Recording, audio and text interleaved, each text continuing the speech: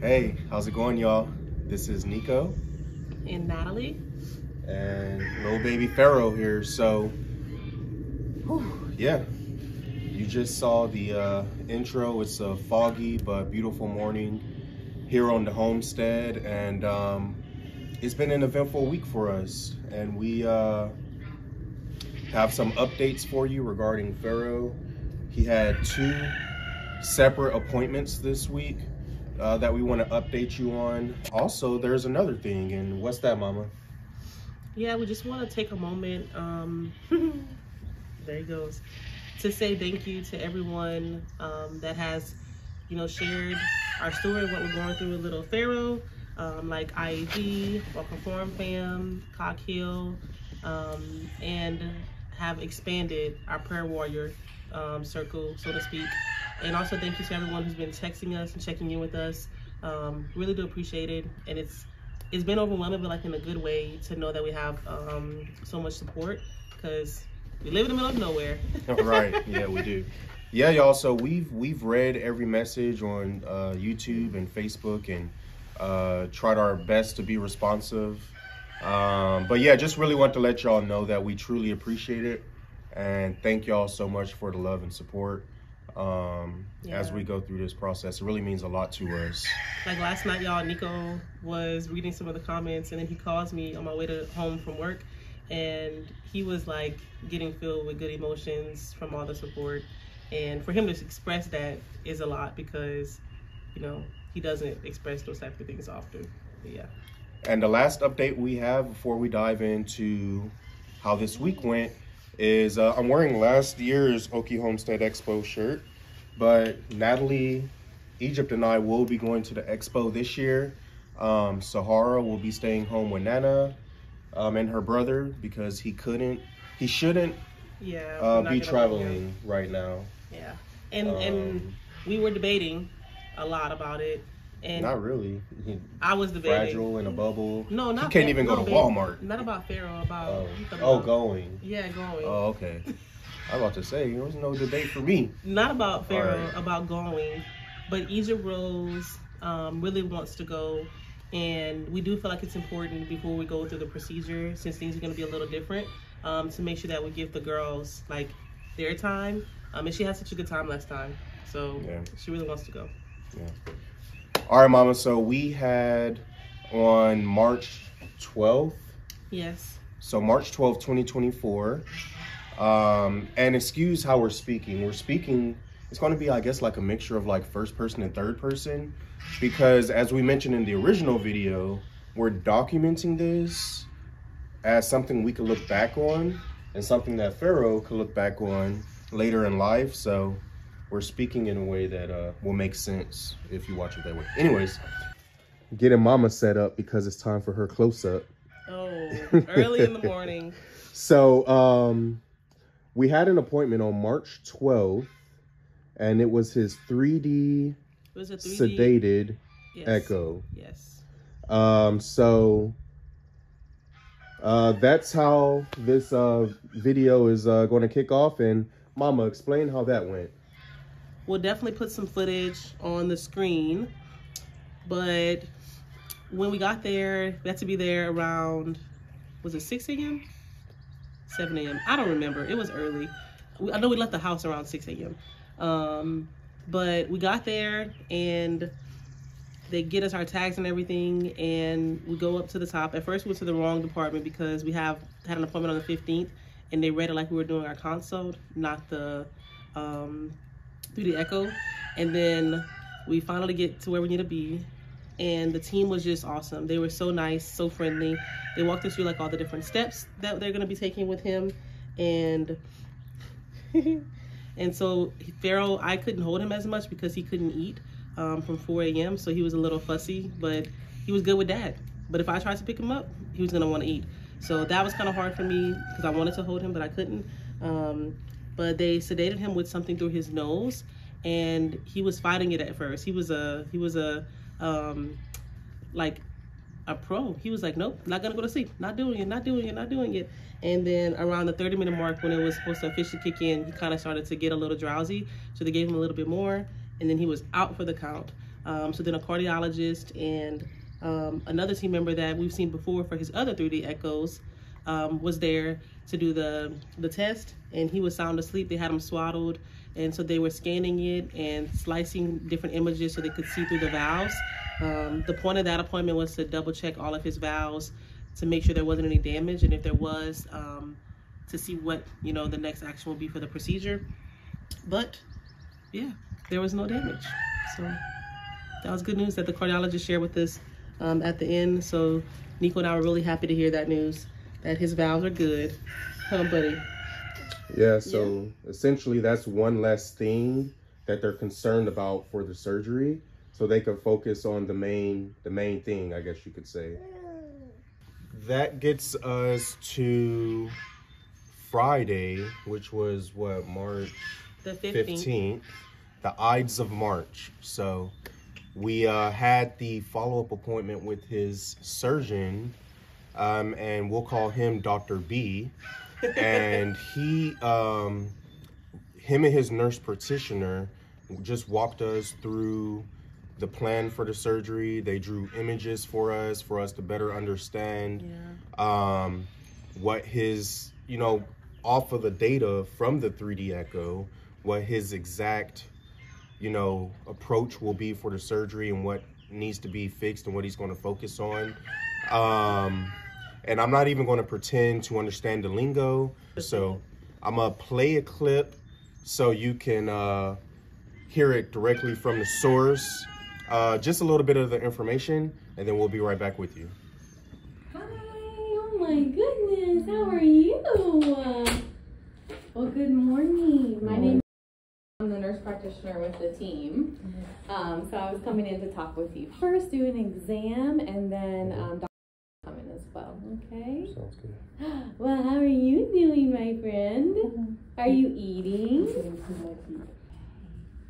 Feels a little bit congested in his nose. Has he been doing okay though? Yeah, he had like, it'll run like once a day, twice a day sometimes, but since his RSV. I see. Okay. Alrighty, just make sure that it's nothing like more than that. Like if you start seeing it become more frequently, definitely let me know. How are you doing, buddy? Doing so good. We still have about a month or so for surgery. If for some reason the week prior he developed a diaper rash, please make sure to go to the pediatrician and seek care, and then obviously let us know what they say. Sometimes if it's really bad fungal diaper rashes, we have to cancel. So, okay. All right. Well, while he's laying so nicely, I'm just going to show you something about aftercare. Okay. So we have to allow for 6 weeks that breastbone to heal again. So we're going to ask you to do something different called sternal precautions, which means that when you pick him up, we don't want him to be picked up underneath his armpits, okay, or like pulled up by an arm, okay? So we want to actually pretend like we're like a newborn again and kind of scoop here, like protecting the head and the neck, and then going like this, okay? So just so that way you guys are kind of aware, okay? It's still okay, like obviously you can like brace him like this, you know, that's no problem at all. So, and then just when you pick them up again, you just kind of want to like do more of a scoop like this, okay? Okay, so I'm going to review with you a little bit about a normal heart anatomy, just as a refresher, okay? And then when Dr. comes in, of course, he'll go over the complete surgical repair, and you guys can ask questions as well. He always likes to hear from your words what your understanding of his heart condition is, so that's why we like to kind of do a little review beforehand, okay? So, all right, so we have, the normal heart here has 4 chambers. The 2 upper are the atrium, the 2 lower are the ventricles, okay? The job of the atrium is to receive blood, so it's coming into the heart from somewhere, and the ventricles' jobs are to pump it out, or push it out of the heart. So when we see the blue side, that's the deoxygenated blood, where the red now has oxygen, okay? So the way that the blood normally returns to the heart is through the inferior vena cava from the lower part of the body and the superior vena cava from the upper part of the body. Goes here to the right atrium. So it's now receiving the blood. It's going down through the valve to the right ventricle. When it pumps, the ventricle goes through the pulmonary valve here to the pulmonary arteries, so both right and left, and that goes to the lungs, okay? So the right and the left lung, if you picture that. When we're breathing in, there's gas exchange that happens, and now that blood can become more oxygenated, okay? And then it returns to the heart, so it goes from the lungs, returns through the pulmonary veins to the left atrium on this side of the heart. Then it goes down here, goes to the left ventricle. When it contracts again, it pumps it to the aorta, okay? And that's the head and neck and the whole lower, rest of the body, okay? And then the body uses that oxygenated blood and nutrients as an energy source, and then it returns again to the heart through the lower and the upper part, okay? So keep in mind that everything is following the same pathway. There's no mixing, there's no openings or holes. All the walls are where they should be, okay? So I know that, we had normal, echocardiograms. We just did a 3D echocardiogram. And did that cardiologist talk to you a little bit about what they found in the 3D echocardiogram? He just shared that there was no damage to the valves. That was it. Yeah, okay. So we were, yes, definitely looking more at those valves because there was the transthoracic, the one on here, there was a question about like a little cleft in the valve, that he did not see that, okay? So that was previously would have been termed as like a partial atrial ventricular canal. I don't know if, the cardiologist mentioned that word to you. So they do not feel that's the case in their further evaluation, that they feel that it's just a large, very large hole in the upper part of the walls here, okay, where the atrium is. So these valves here appear to be normally, kind of put together and functioning fine, okay? So in essence, when we have the surgery, there's a very, very large hole right here that barely has any kind of wall on both sides, okay? So that needs to get fixed. So what happens is that since there's a wall, it allows mixing to happen, okay? So in particular, because the blood likes to go to an area of least resistance, okay? It's flowing this way across and going here because this way is lower resistance than it would be if it was going down here, because the body is like a higher pressure system. So when we have blood that gets pushed a lot this way, what happens is that the right side of the heart can become more dilated because it's getting more blood, right? It's kind of like pushing more blood out. And sometimes too, even like if it's really a lot, you might even see changes in him, which is why we always ask, like, how is he feeding? Is he breathing fast? Things like that, because that could, happen as well. Okay, so that's a little bit about the normal heart and what we're looking at for him. Okay. How are you? Good. Morning. Morning. Longhorn, huh? Nice to meet you. I'm Dr. Nice to meet you. Did you go to UT? Went to school in Louisiana, then transferred back to UT system. Oh, okay. From San Antonio, Texas as well. Okay. Yeah, I did all my adult cardiac training in San Antonio. Oh, yeah? So I lived there for 6 years. Yeah. Nice. And this is Pharaoh? Sir. All right. Feel getting over that RSV, huh? Yeah. Yeah, it's that time of year. everybody's sick, and everybody we operate on gets sick afterwards too. So, and we talked about Pharaoh's case, and he's had some workup and things like that, a lot of echocardiograms and things, and we spoke as a group with the decision for proceeding with surgery. And obviously we'll talk about that and how we came to that decision, why we do it now versus later. But mainly what I'd like to do is hear from y'all what you understand about his heart and why you're here to meet with me today. From there, I'll go ahead and fill in any gaps if necessary, talk about what the surgery looks like, why we're doing it, as well as how he'll look after surgery and expectations after there. So what we're looking at is it's a form of what we call an atrial septal defect, and his is large enough actually it falls into the category of what we call a common atrium. Okay, so going over the normal heart anatomy with y'all, you feel like you have a good understanding? Yes. Yeah, so essentially as blood returns from the upper and lower body, it receives to the top right chamber, down to the bottom pumping chamber, and out to the lung arteries. We breathe in and out, oxygenate the blood, get rid of waste, it then returns to the top receiving chamber on the left, which is pushed to the bottom pumping chamber and out to the right to be used, and then the cycle repeats. In Pharaoh's case, everything developed normally as far as the valves, the actual atria. Here's the right-sided atrium, the left-sided atrium, the right-sided pumping chamber, the left-sided pumping chamber, as well as the wall between the bottom pumping chambers. The issue is that that wall that was supposed to be there never developed. So really, when you look at it, it's almost like the left atrium and the right atrium are just one shared space. Okay, and that creates the mixing, as you said, right? Because you've got blood coming from the upper and lower body that's got minimal oxygen in it coming here, and then because there's no wall, most of it will go to the lung arteries as you expect, but some of it can cross over and out to the body. But more importantly, blood returning from the lungs to that top chamber on the left, most of it, again, goes to the lower pumping chamber and out to the body, but a good portion of it actually can come across and go back through the lungs again. So what we see is some blood may come over that way, but the majority of what's happening is that blood returning from the body is going down to the lungs, as well as a good portion of blood that's already gone through the lungs and been reoxygenated is coming back across and going back through the lungs. And as a result, what we see, and this sort of gets to the question of how do we decide when to do something, okay?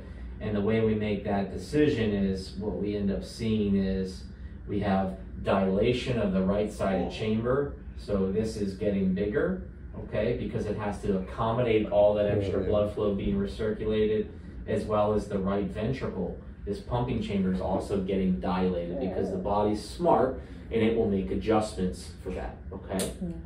So, you know, we notice little things like he's not growing as fast as he should, but he still eats normally and he's a normal developing baby, right? So not a big deal.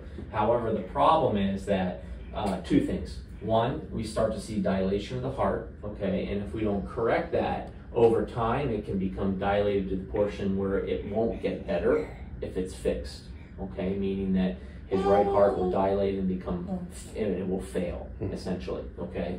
The other component is all this extra blood flow that's flowing into the right heart and going back through the lungs.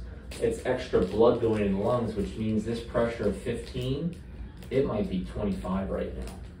This heart that's used to and should only be pumping against a pressure of 15, because that's the way God made it. It looks completely different than this ventricle, the way it's completely made up. I know they look the same on the picture, but when you look at them anatomically, they're actually very different structures, because this one needs to pump against a high pressure, and this one's meant to really push against low. The blood goes across the other side, which means they're getting more desaturated blood, and then their saturation has come much lower. And there's a lot of complications from that. For sure, a shortened lifespan. Okay.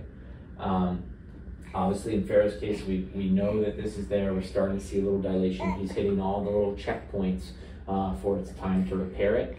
And personally, my personal feeling is that if we already start to see some abnormality, we want to stop it so that it gives him the best chance possible to remodel.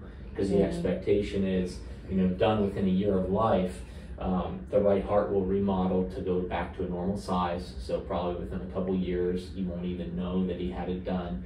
And this should really be his only open heart operation, his only, you know, at least heart problem that needs to be fixed until he gets older. And if he enjoys, you know, hopefully not smoking, bad things like that, bad diet that can cause advanced heart disease, you know, that's an adult problem. We would expect this operation would normalize his heart and set him on to what we call a normal life expectancy.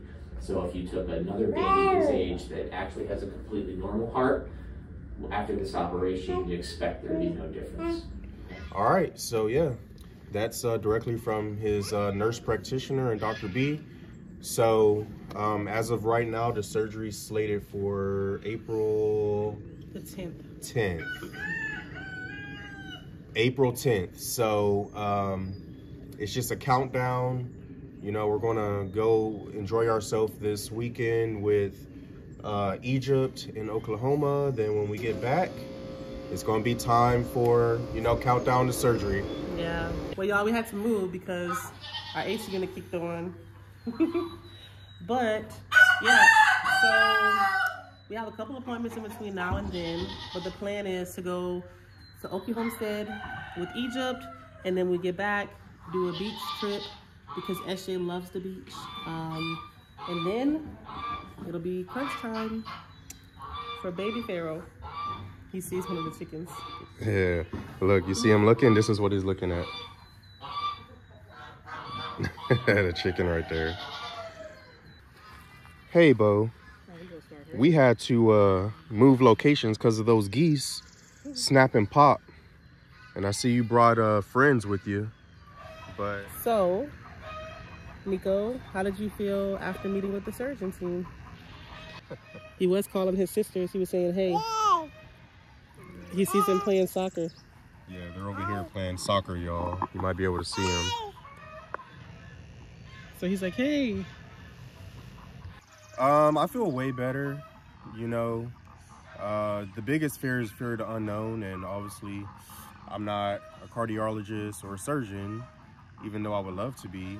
So, you know, hearing it directly from the doctors about what's going on and how they plan to approach the surgeries, it just makes us feel way better. And I feel better for sure. And, you know, now we'll continue to pray. And once again, thank you all for the prayers that you've sent, not only for baby Pharaoh, but for our family. And, you know, April 10th, we'll be here before we know it. And then we'll go through that chapter. Because one of our things that we are trying to make sure to have is a sense of normalcy for the girls. So that's why we're going to go Okie Homestead, take SJ to the beach. Egypt's still going to be doing soccer. But yeah, that's something we just want to make sure we maintain, or try to maintain at least for them. Because we know, as nervous as we are, Egypt's aware of what's going on. So she's nervous as well. But yeah. What? What'd you say? Yeah? Yummy. So thank y'all for all of the warm and loving messages, comments, emails, those that have reached out via phone and text. We really appreciate y'all so much. And I have some bonus footage for y'all. I almost forgot about this footage, but from my birthday, y'all can see what the girls got me and how we celebrated that. So we'll see y'all next time. Enjoy the bonus footage. Peace. So Natalie and her mom are like super corny, and they know I say this all the time. Like, they're super corny, but their heart's in the right place. They just love surprising people. So I'm gonna bring y'all along with me as I go out to see what it is they're trying to surprise me with. So let the corniness begin. All right, I'm ready for the corniness. Are you ready, babe? Ready for the corniness. Come on. You ready? I'm ready.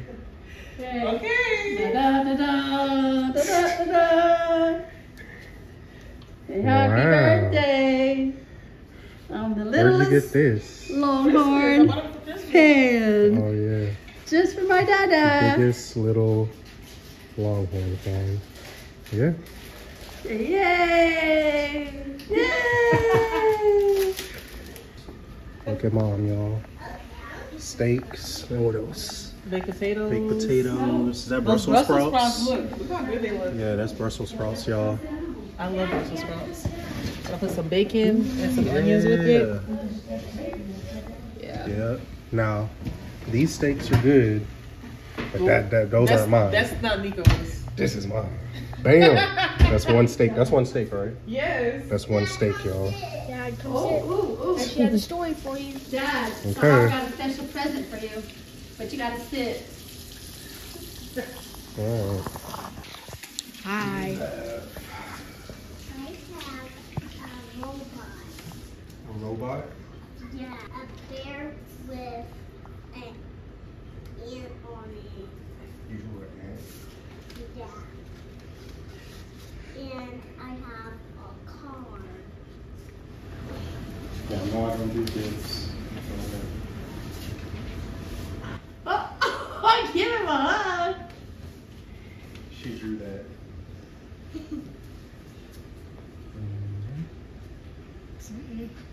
It's so cute. You did so good, Egypt. Thank you. They worked so hard on that little present.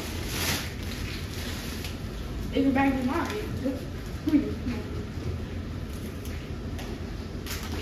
Sweet and spicy peanuts. And that's from all of your parents and me and mom. How did you get it so fast? Y'all, this is what Nico really wanted. It is. Look at him. And I just told you last week. You did. This is a microphone so y'all can hear us better. We got the geese in row. Yeah. And then my favorite snacks. So, You got it. I got it from him. thank you. How'd you get it so fast, really? All right, took the paper off. Okay. Oh. Wait, is this